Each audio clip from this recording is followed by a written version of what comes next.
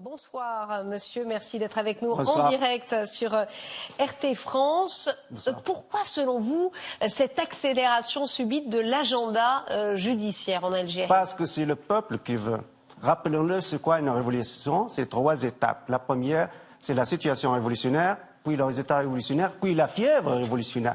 Pour la situation révolutionnaire, il faut avoir 3 éléments au même temps. On l'a eu. Moi, le 22 février, j'ai écrit sur ma page Facebook « Bouteflika est fini ». Le clan Bouteflika est fini. J'ai donné une interview à la Libre Belgique aussi. C'est la même chose. Donc, il faut la radicalisation de l'opposition populaire qui veut le départ du régime et non pas des réformes.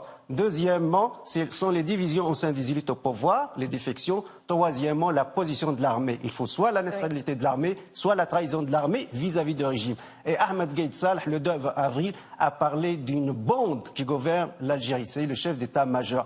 Donc, après le chute de Bouteflika, le président, maintenant, le peuple demande des têtes. À leur tête, ce sont les 3 B.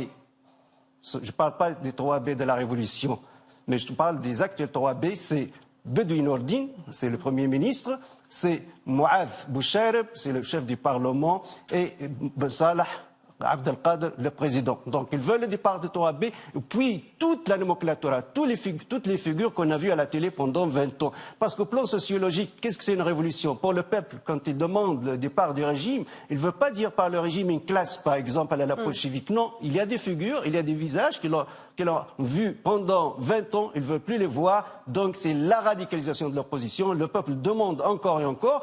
Et la surprise que l'état-major de l'armée est pour, n'est pas contre. L'état-major de l'armée est en train de suivre ce processus des revendications populaires qui sont devenues radicales et de plus en plus radicales. Donc ça veut dire, à vous entendre, que finalement le système, on le craignait un petit peu, il y avait beaucoup de prudence de la part justement de ce peuple. Ça veut dire que tout de même le système est vraiment en train de changer et la situation est en train de basculer réellement cette fois-ci en Algérie, selon vous? Bon, au plan philosophique, en sciences politiques, qu'est-ce que ça veut dire système? Qu'est-ce que ça veut dire régime? Est-ce que c'est pas une chute de classe? C'était quand même ce que demandait le peuple. Que tout le système Bouteflika tombe. Justement, le système Bouteflika, je suis tout à fait d'accord, on est en train, mais que l'armée aussi soit la gardienne de la République. L'armée algérienne a toujours joué un rôle politique, c'est une armée politisée. L'armée algérienne, elle a créé l'État algérien.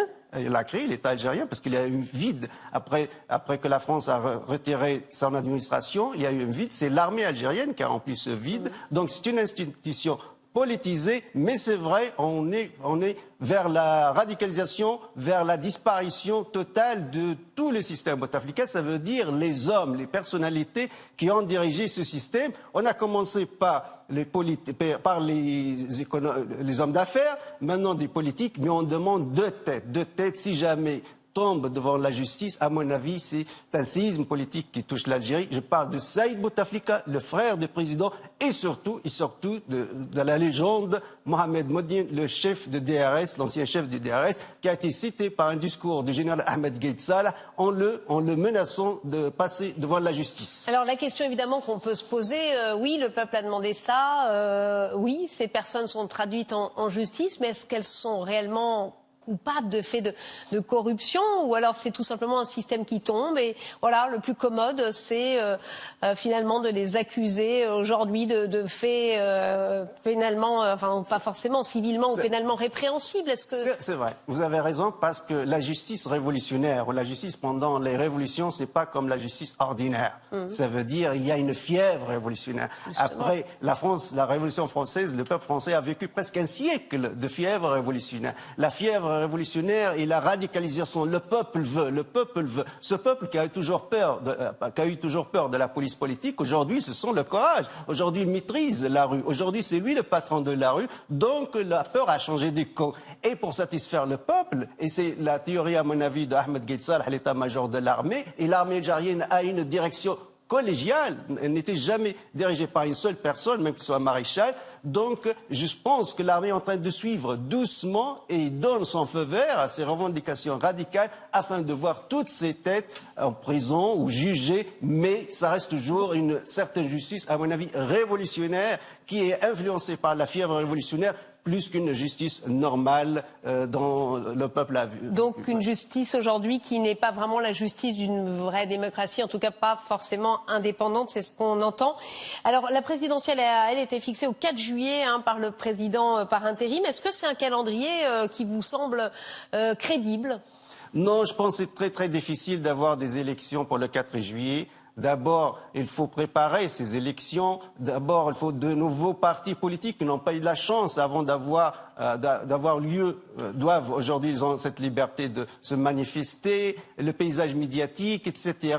Non, je pense aussi qui dirige la phase transitoire. Le chef du Sénat, M. Abdelkader Ben Salah, déjà sa tête est demandée. Et c'est pour cela que l'armée doit suivre la population. Ça veut dire on change tout, on passe à la tunisienne par exemple, on choisit des personnalités indépendantes, des personnalités populaires, les Algériens à la rue, je parle, ils présentent plusieurs figures, Mustafa Bouchachi, Ahmed Al-Brahimi, Yamin Zorwel, des gens qui sont connus d'être honnêtes, propres, militants, etc., qui compose un conseil présidentiel transitoire et qui veille sur des élections. Mais au minimum, il nous faut au moins une année afin de préparer ces élections. C'est très très court à mon avis. Vous êtes optimiste justement sur le chemin que prend votre pays aujourd'hui. Vous avez moi je suis tunisien, mais je suis algérien. Excusez-moi là. C'est mon pays l'Algérie. J'avais un doute en posant la question d'ailleurs.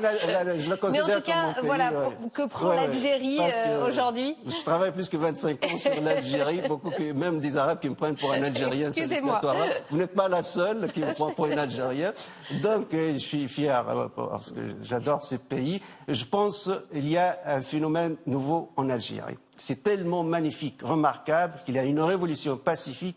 Aucune seule balle n'a été tirée, aucune seule goutte du sang n'a coulé. Donc je suis très très optimiste parce qu'il y a la démocratie tunisienne qui prospère aujourd'hui, malgré toutes les critiques et tous les problèmes. Avec la démocratie algérienne juste à côté, on peut démocratiser ce monde arabe avec une nouvelle vague positive, réaliste et qui a tiré les leçons de tout ce qui s'est passé avant. Donc maintenant, on est face à une génération très très très pacifique qui a fait une rupture totale avec la décennie noire des années 90. Merci Riyad Sidaoui d'avoir été avec nous en direct sur RT France.